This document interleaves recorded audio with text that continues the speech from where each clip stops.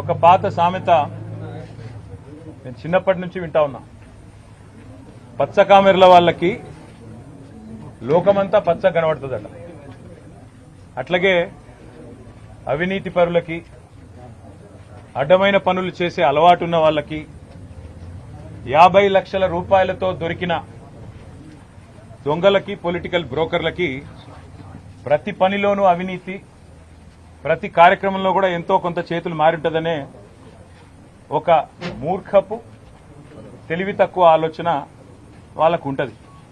ఇక స్వతహాగానే అది అంటారు కదా, పుర్రెలో పుట్టింది కదా ఎక్కడ పోదు అంటారు కదా, అట్లనే ఇక వారికి పుట్టుకతో వచ్చిన బుద్ధి అది. మనం చేయగలిగింది ఏమీ లేదు.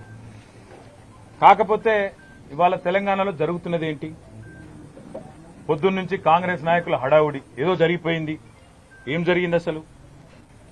ఒక భారత పౌరుడిగా, రాజ్యాంగాన్ని గౌరవించే పౌరుడిగా, చట్టాన్ని గౌరవించే పౌరుడిగా నా మీద పెట్టిన కేసు అక్రమ కేసు, పొలిటికలీ మోటివేటెడ్ కేసు, అందులో ఏమీ లేని లొట్టపీస్ కేసు.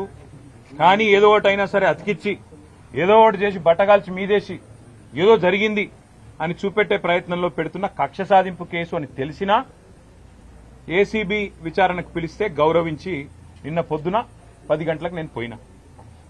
అదే మాదిరిగా మరి ఈ లొట్టపీజు కేసు ఏదైతే నా మీద పెట్టి కథలల్లి కొంత శునకానందము, పైశాచికానందం పొందుతామనుకుంటున్న చిట్టినాయుడు గారు ఎవరైతున్నారో ఆ చిట్టినాయుడు గారికి మరి తప్పకుండా నేను చెప్పాల్సిన మాట ఒకటి ఉన్నది.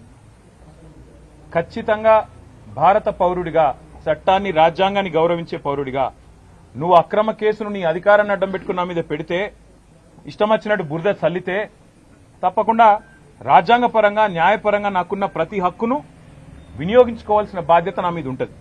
అందుకే నేను ఏసీబీ ఆఫీస్కు పోయినా లాయర్ తీసుకుపోతా అని చెప్పినా, లాయర్తో సహా విచారణకు హాజరవుతా, మీరు ఏం అడిగితే చెప్తా అని చెప్పినా నువ్వు భయపడ్డావు, నేను భయపడలేదు.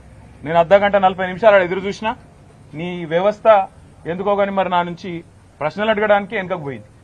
అట్లాగే కోర్టుకు పోయినా, కోర్టులో, హైకోర్టులో పిటిషన్ ఇచ్చినాం. ఏమని? ఇది అక్రమ కేసు, ఎఫ్ఐఆర్ తప్పు, ఎఫ్ఐఆర్ అనవసరపు సెక్షన్లు, అక్కరలేని సెక్షన్లు ఇష్టం వచ్చినట్టు పెట్టినారని చెప్పి వాదించినాం. సరే, కోర్టు ఏ కారణం చేతనైతే, ఎందుకంటే న్యాయ వ్యవస్థ మీద మాకు సంపూర్ణమైన గౌరవం ఉంది, న్యాయమూర్తుల మీద సంపూర్ణమైన విశ్వాసం కూడా ఉంది. ఇవాళ హైకోర్టులో మాకు తీర్పు కేవలం క్వాష్ పిటిషన్ కొట్టేసినారు. దానికే కొంతమంది ఎంత సంతోషపడిపోతున్నారంటే, కాంగ్రెస్ వాళ్ళు ఏదో నాకు ఉరిశిక్ష చేసిండ్రు, లేదా నేరారోపణ అయిపోయింది, రుజువు అయిపోయింది, మొత్తం కేసే అయిపోయింది అని చెప్పి సంకల్ గుద్దుకుంటా ఉన్నారు.